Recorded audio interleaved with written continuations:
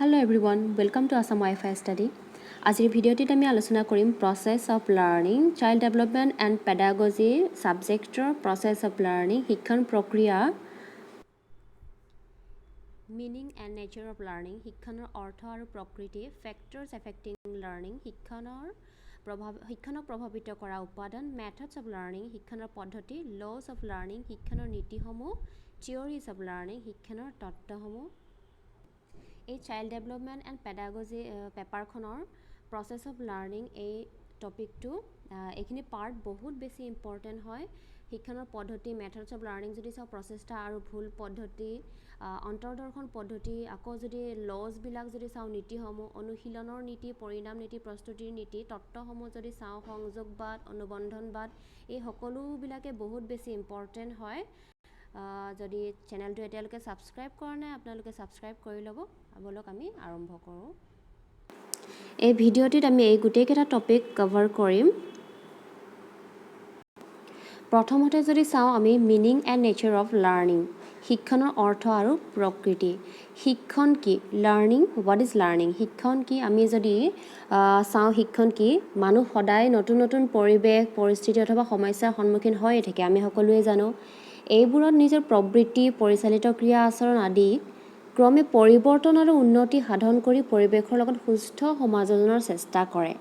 তাৰ দ্বাৰা উন্নত ক্ৰিয়া আচৰণ আৰু কৌশল আদি জানি উঠাৰ এক ক্ৰমাগত অভিজ্ঞতা লাভ কৰে আৰু ইয়াকে আমি শিক্ষণ বুলি ক'ব পাৰোঁ।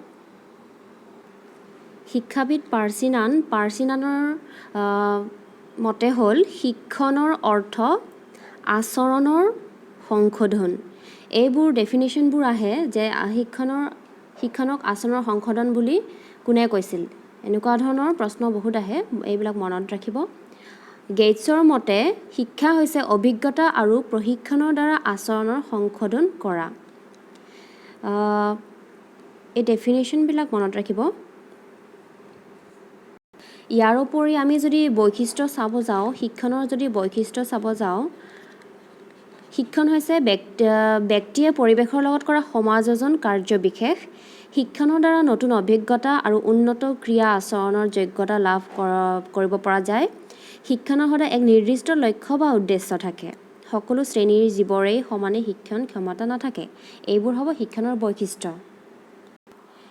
ইয়াৰ পাছত যদি আমি চাওঁ ফেক্টৰ্ছ এফেক্টিং লাৰ্ণিং, শিক্ষণক প্ৰভাৱিত কৰা উপাদানসমূহ। শিক্ষণ প্ৰক্ৰিয়াৰ প্ৰধান উপাদানসমূহ হৈছে মনোবৈজ্ঞানিক উপাদান, দৈহিক উপাদান, পাৰিপাৰ্শ্বিক উপাদান। মনোবৈজ্ঞানিক উপাদান হ'ল অভিপ্ৰায় হ'ল শিক্ষণৰ এটা গুৰুত্বপূৰ্ণ উপাদান। এজন ব্যক্তিৰ যেতিয়ালৈকে ইচ্ছা জাগৃত নহয় তেতিয়ালৈকে তেওঁ কোনো কাম উপস্থাপন কৰিব নোৱাৰিব, যিটো শিক্ষণৰ বাবে অতি আৱশ্যক। শিক্ষণক ব্যক্তি এজনে পৰিৱেশৰ লগত সমাযোজন কৰিব পৰা ক্ৰিয়া বুলিও কোৱা হয়। ঠিক আছে। দৈহিক উপাদান হ'ল যিকোনো জীৱৰে পৰিৱেশৰ প্ৰতি দেখুওৱা প্ৰতিক্ৰিয়া নিৰ্ভৰ কৰে গ্ৰহণেন্দ্ৰিয়সমূহৰ সূক্ষ্ম অনুভূতি, সাধনেন্দ্ৰিয়সমূহৰ অৱস্থা আৰু সাধাৰণ ভাৱ-ভংগীৰ ওপৰত। যদি গ্ৰহণেন্দ্ৰিয়সমূহৰ দোষ ত্ৰুটি থাকে তেন্তে শিক্ষণ প্ৰক্ৰিয়াত বাধা আহিব পাৰে। পাৰিপাৰ্শ্বিক উপাদানৰ বিষয়ে যদি চাওঁ, ব্যক্তিৰ পৰিৱেশৰ ওপৰতো শিক্ষণ নিৰ্ভৰশীল। শিক্ষণৰ বাবে এটা সুস্থ পৰিৱেশৰ প্ৰয়োজন। হুলস্থুলীয়া পৰিৱেশত শিক্ষা সম্ভৱ নহয়। ঠিক আছে। এতিয়া আমি চাম মেথডছ অফ লাৰ্ণিং, শিক্ষণৰ পদ্ধতি। প্ৰথম পদ্ধতিটো হ'ল প্ৰচেষ্টা আৰু ভুল পদ্ধতি। ইয়াৰ উদ্ভাৱক হ'ল থৰ্ণডাইক। এইটো বহুত ইম্পৰ্টেণ্ট হয়। প্ৰচেষ্টা আৰু ভুল পদ্ধতি এইটো বহুত ইম্পৰ্টেণ্ট হয়। ইয়াৰ কুৱেশ্যন এটা হ'লেও আহিবই। প্ৰচেষ্টা আৰু ভুল পদ্ধতিৰ উদ্ভাৱক হ'ল থৰ্ণডাইক। এজন ব্যক্তিয়ে কোনো নতুন কামৰ দক্ষতা আয়ত্ব কৰিবলৈ হ'লে তেওঁ বাৰে বাৰে চেষ্টা কৰিব লাগে। বিফল হোৱা প্ৰচেষ্টাসমূহ নাইকিয়া কৰা হয় আৰু সফল চেষ্টাসমূহ স্থায়ীভাৱে ৰখা হয়। এইটো হ'ল প্ৰচেষ্টা আৰু ভুল পদ্ধতি। ইয়াত প্ৰথম প্ৰচেষ্টাত ভুলৰ সংখ্যা যথেষ্ট বেছি হয় যদিও নেৰানেপেৰা চেষ্টাৰ ফলত কি হয়, ক্ৰমান্বয়ে ভুলৰ সংখ্যা হ্ৰাস পায় আৰু অৱশেষত সম্পূৰ্ণ শুদ্ধকৈ কামটো কৰিবলৈ সক্ষম হয়। যেনে এজন শিশুৱে চামুচেৰে ভাত খোৱা, জোতা পিন্ধা, খোজ কঢ়া ইত্যাদিবিলাক প্ৰচেষ্টা আৰু ভুল পদ্ধতিৰ উদাহৰণ। ইয়াৰ পাছত আমি চাম অন্তৰ্দৰ্শন পদ্ধতি। অন্তৰ্দৰ্শন পদ্ধতি গেষ্টাল্ট পদ্ধতি বুলিও কোৱা হয়। অন্তৰ্দৰ্শন পদ্ধতি মতে প্ৰচেষ্টা আৰু ভুল পদ্ধতিৰ সলনি আমি সমগ্ৰ পৰিস্থিতি প্ৰথমে ভালদৰে বুজি লোৱা উচিত। ইয়াৰ আগতে কি আছিলে, প্ৰথমতে ভুল হৈছিলে, তাৰ পাছত ভুলবোৰ শেষত কি হয়, শুদ্ধ হৈ পিনে সফল হয়। এতিয়া অন্তৰ্দৰ্শনত কি কৈছে, প্ৰচেষ্টা আৰু ভুল পদ্ধতিৰ সলনি কি কৰিব লাগে, আমি প্ৰথমতে সমগ্ৰ পৰিস্থিতিটো ভালদৰে বুজি লোৱা উচিত বুলি কৈছে। তেতিয়াহে কামটো আমি শুদ্ধভাৱে সম্পাদন কৰিবলৈ সক্ষম বুলি কৈছে। অৰ্থাৎ আমি কোনো এটা কাম সম্পাদন কৰিবলৈ হ'লে তাৰ পৰিস্থিতি অন্তৰ্দৰ্শনত এটা চালি জাৰি লোৱা উচিত প্ৰথমতে। তাৰ পাছত তেতিয়াহে আমি কি হ'ম, শুদ্ধভাৱে সম্পাদন কৰিবলৈ সক্ষম হ'ম অন্তৰ্দৰ্শন পদ্ধতি। ইয়াৰ পাছত অনুকৰণ পদ্ধতি। আনৰ আচৰণক অনুসৰণ কৰা কাৰ্য হৈছে অনুকৰণ। অনুকৰণ আমি জানো, অনুসৰণ কৰা, ফ'ল' কৰা। বিশেষকৈ সৰু ল'ৰা ছোৱালীবিলাকক দেখা যায়, সৰু ল'ৰা ছোৱালীবিলাকে কোনো কথা বুজি শিকাতকৈ অনুকৰণ কৰিহে বেছিকৈ শিকে। অনুকৰণ দুই প্ৰকাৰৰ, সচেতন আৰু স্বতঃস্ফূৰ্ত অনুকৰণ। সচেতন অনুকৰণ বুলি ক'লে আমি ক'ব পাৰোঁ সচেতনভাৱে কিছুমানক অনুকৰণ কৰা যায়, কিছুমানক চাই পিনে যাক ভাল লাগে অনুকৰণ কৰা যায়, সেইবোৰ হ'ল সচেতন অনুকৰণ। আৰু কেতিয়াবা আমি নিজে নজনাকৈয়ে কিছুমানৰ কথা কোৱা, খোজ কঢ়া ধৰণ বহুত কিছুমান আমি অনুকৰণ কৰোঁ, ফ'ল' কৰোঁ, সেইবোৰ নজনাকৈয়ে কৰাবিলাক হ'ল স্বতঃস্ফূৰ্ত অনুকৰণ। ইয়াৰ পাছত আছে নীতিসমূহ, শিক্ষণৰ নীতি, major laws of learning with their educational implications. শিক্ষণৰ নীতিসমূহ আৰু ইয়াৰ শৈক্ষিক প্ৰায়োগিকতা। মনোবিজ্ঞানী থৰ্ণডাইকে বিভিন্ন জীৱ জন্তুৰ ওপৰত পৰীক্ষা নিৰীক্ষা কৰি শিক্ষণৰ নীতিকেইটা আগবঢ়াইছিল। শিক্ষণৰ 3টা নীতি আগবঢ়াইছিল মনোবৈজ্ঞানিক থৰ্ণডাইকে। এইটো মনত ৰাখিব, শিক্ষণৰ নীতিৰ উদ্ভাৱক কোন, থৰ্ণডাইক। 3টা নীতি উদ্ভাৱন কৰিছিল, অনুশীলনৰ নীতি, পৰিণাম নীতি আৰু প্ৰস্তুতিৰ নীতি। মেজৰ লছ অফ লাৰ্ণিং 3টা নীতি, অনুশীলনৰ নীতি, পৰিণাম নীতি, প্ৰস্তুতিৰ নীতি। এই অনুশীলনৰ নীতিত কি আছে, এই নীতিৰ মূল হ'ল আমি যি কামেই কৰোঁ সেয়ে শিকোঁ আৰু যি নকৰোঁ সেইটো নিশিকোঁ। এই নীতিটোক ব্যৱহাৰৰ নীতি আৰু অব্যৱহাৰৰ নীতি বুলিও কোৱা হয়। থৰ্ণডাইকৰ মতে পৰিস্থিতি আৰু প্ৰতিক্ৰিয়াৰ মাজত কিছু সময় ধৰি সংঘটিত সম্বন্ধ গঢ়ি উঠিলে সি অধিক শক্তিশালী হৈ উঠে, ই হৈছে ব্যৱহাৰৰ নীতি। আনহাতে পৰিস্থিতি আৰু প্ৰতিক্ৰিয়াৰ মাজত কিছু সময় ধৰি সংঘটিত সম্বন্ধ গঢ়ি নুঠিলে সি দুৰ্বল হৈ পৰে আৰু ইয়াক কয় ব্যৱহাৰৰ নীতি। ইয়াৰ পাছত আছে পৰিণাম নীতি। এই নীতি আৰু থিয়ৰিজবিলাক, মেথডছবিলাক বহুত ইম্পৰ্টেণ্ট হয়। ইয়াৰ পাছত আমি MCQ আলোচনা কৰিম, এই গোটেইখিনিৰ ওপৰত বহুতকেইটা MCQ আলোচনা কৰিম, যাতে যিকোনো কুৱেশ্যন আহিলে আপোনালোকে কৰিব পাৰে। আৰু এইটো পাৰ্ট বহুত বেছি ইম্পৰ্টেণ্ট হয়, ইয়াৰ বহুতকেইটা প্ৰশ্ন আহে।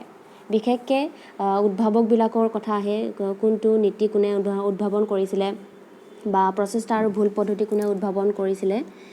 পৰিণাম নীতি, ব্যক্তিয়ে যিকোনো কামৰ পৰিণাম অনুযায়ী আচৰণ প্ৰদৰ্শন কৰা দেখা যায়। সন্তোষজনক ফল লাভে ব্যক্তিক ক্ৰিয়াৰ পুনৰাবৃত্তি কৰিবলৈ উৎসাহিত কৰে, আনহাতে অসন্তোষজনক অথবা বিৰক্তিদায়ক ফলাফলে ব্যক্তিক ক্ৰিয়াৰ পুনৰাবৃত্তিৰ বাবে অলপো উৎসাহ নোযোগায়, বৰং তেনে পৰিণামৰ পৰা আঁতৰি থাকিবলৈহে চেষ্টা কৰে।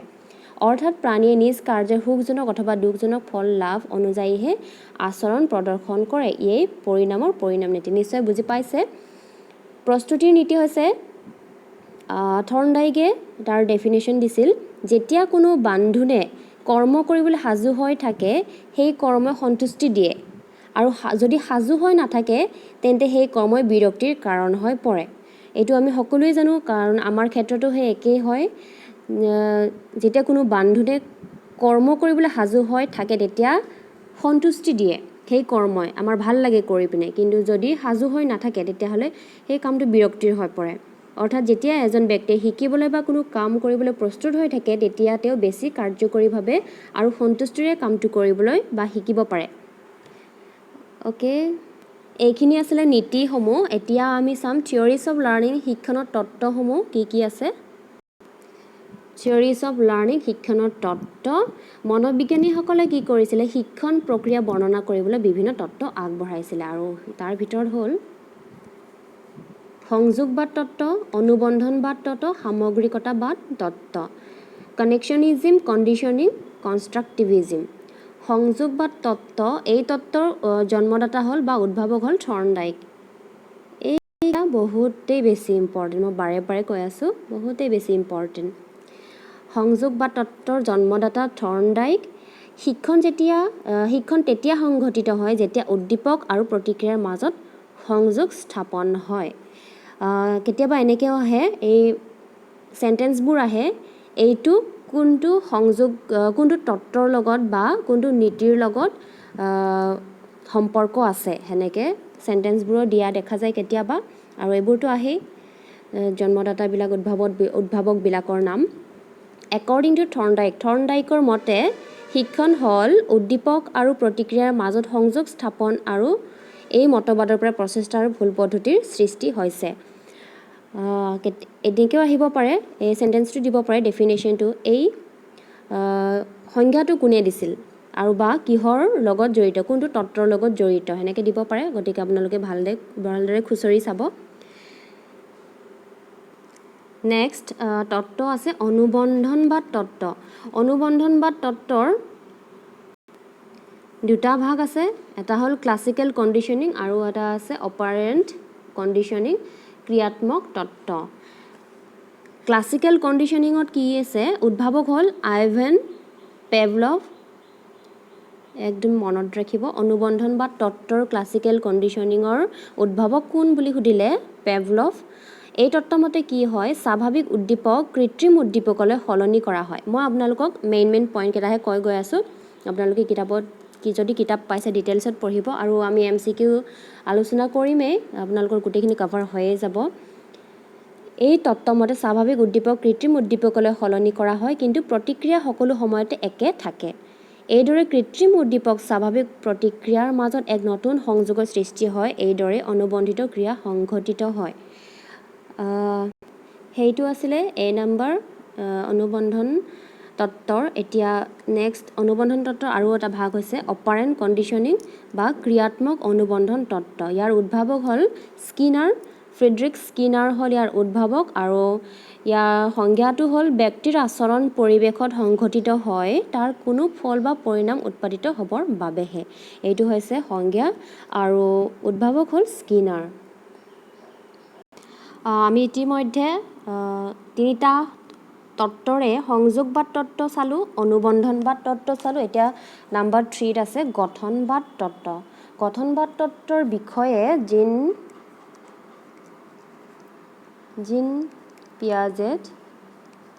জীন পিয়াজেটে থিয়ৰী অফ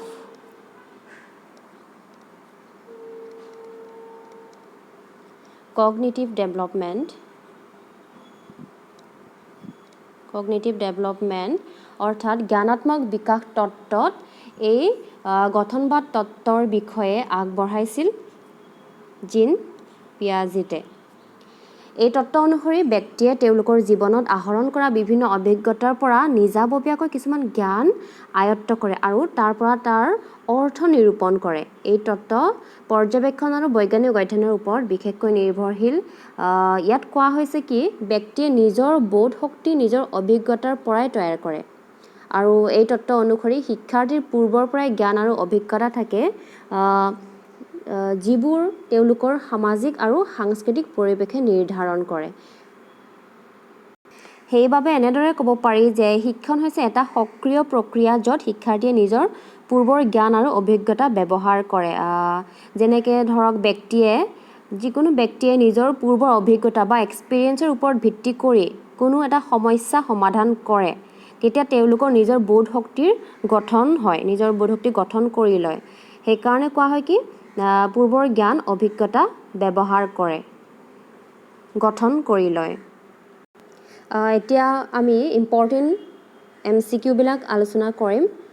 MCQ প্ৰেক্টিছ কৰা বহুতেই দৰকাৰী হয়। MCQ প্ৰেক্টিছ যিমান পঢ়িলেও যেতিয়া MCQ প্ৰেক্টিছ কৰা নাযায়, কনফিউজ লাগি যায়, এক্সাম হলত গৈ পিনে উল্টা পুল্টা লাগি যায়, এইটো হয়নে এইটো হয়, অলপ কনফিউজ হৈ যায়। সেইকাৰণে যিমান পাৰে পঢ়াৰ পাছত MCQ যিমান পাৰে প্ৰেক্টিছ কৰিব। নাম্বাৰ 1ত আছে শিক্ষণ হ'ল এক বিৰতিহীন প্ৰক্ৰিয়া জন্মৰ পৰা শৈশৱলৈ শৈশৱৰ পৰা কৈশোৰলৈ জন্মৰ পৰা কৈশোৰলৈ উত্তৰটো হ'ব জন্মৰ পৰা মৃত্যুৰ আগমুহূৰ্তলৈকে উত্তৰটো হ'ব ঘ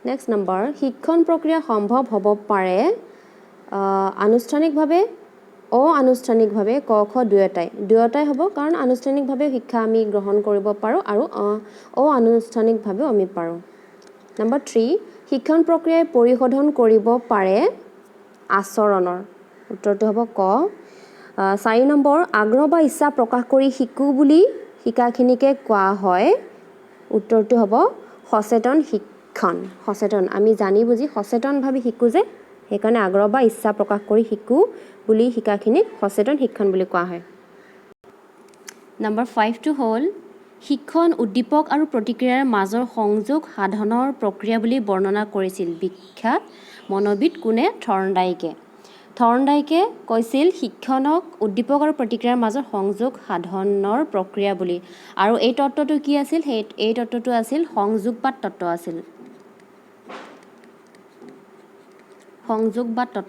সংযোগবাদ তত্ত্বত কৈছিল কি শিক্ষণ হ'ল উদ্দীপক আৰু প্ৰতিক্ৰিয়াৰ মাজত সংযোগ স্থাপন আৰু এই মতবাদৰ পৰাই প্ৰচেষ্টা আৰু ভুল পদ্ধতিৰ সৃষ্টি হয় এইটো আছিল সংযোগবাদ তত্ত্ব আৰু কৈছিল থৰ্ণডাইকে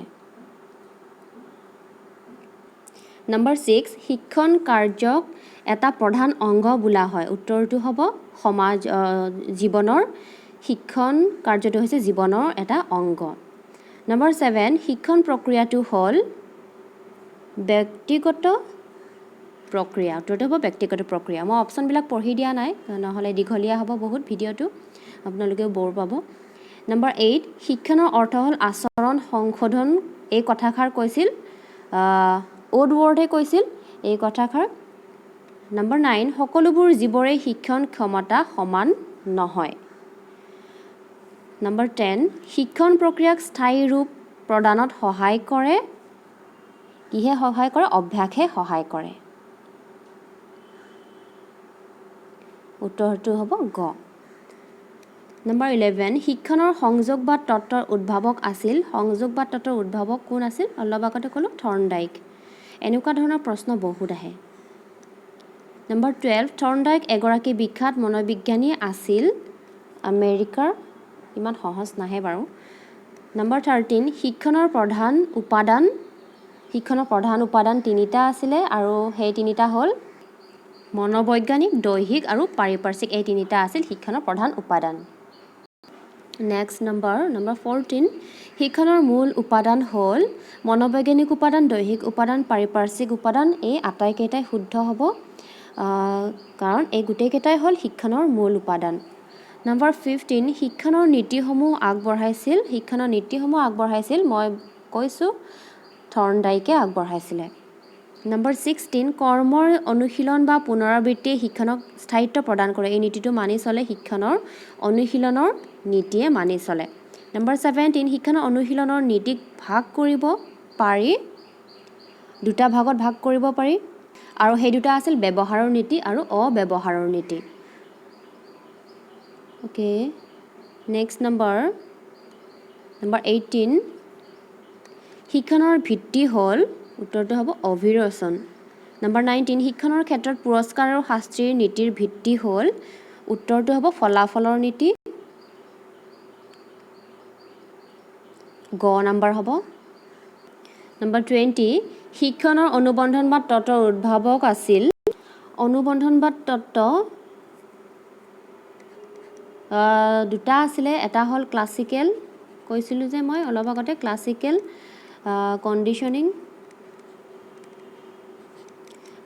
কণ্ডিশ্যনিঙৰ উদ্ভাৱক আছিলে পেভলভ আৰু এটা আছিল সেইটো হ'ল ক্ৰিয়াত্মক অৰ্থাৎ অপাৰেণ্ট কণ্ডিশ্যনিং ক্ৰিয়াত্মক অনুবন্ধন তত্ত্ব আৰু ইয়াৰ উদ্ভাৱক আছিলে স্কিনাৰ যদি সেনেকৈ সোধে ক্লাছিকেল অনুবন্ধন বা তত্ত্বৰ ক্লাছিকেল কণ্ডিশ্যনিঙৰ উদ্ভাৱক কোন পেভলভ আৰু ক্ৰিয়াত্মক অনুবন্ধন তত্ত্বৰ উদ্ভাৱক স্কিনাৰ বুলি যদি সোধে স্কিনাৰ হ'ব ইয়াতে সুধিছে শিক্ষণৰ অনুবন্ধন বা তত্ত্বৰ উদ্ভাৱক ইয়াতে যিহেতু স্কিনাৰৰ নাম নাই উত্তৰটো হ'ব পেভলভ হ'ব উত্তৰটো নাম্বাৰ 21 পেভলভে অনুবন্ধন বা তত্ত্বৰ পৰীক্ষা চলাইছিল কিহৰ ওপৰত কুকুৰৰ ওপৰত চলাইছিল শিক্ষণত প্ৰচেষ্টা আৰু ভুল পদ্ধতিৰ আৱিষ্কাৰক আছিল প্ৰচেষ্টা আৰু ভুল পদ্ধতিৰ আৱিষ্কাৰক হ'ল থৰ্ণডাইক নাম্বাৰ 23 অন্তৰ্দৰ্শন পদ্ধতিৰ মূল ভেটি হ'ল উত্তৰটো হ'ল সামগ্ৰিকতাবাদ তত্ত্ব ইংৰাজী মটিভেশ্যন শব্দটো আহিছিল উত্তৰটো হ'ব লেটিন ভাষাৰ পৰা আহিছিল আৰু 25 নম্বৰ শিক্ষণৰ এটা গুৰুত্বপূৰ্ণ চৰ্ত হ'ল উত্তৰটো হ'ল গ নম্বৰ অভিপ্ৰেৰণা চ' আজিৰ ভিডিঅ'টিত এইখিনিয়ে আছিলে আমি এইটো টপিকৰ ওপৰত এটলিষ্ট 120টা MCQ আলোচনা কৰিবলৈ চেষ্টা কৰিম নেক্সট ভিডিঅ'ত বাকীখিনি মই আপোনালোকলৈ আগবঢ়াম যদি ভিডিঅ'টি ভাল পাইছে প্লিজ লাইক কৰিব শ্বেয়াৰ কৰিব চেনেলটো ছাবস্ক্ৰাইব কৰিব থেংক ইউ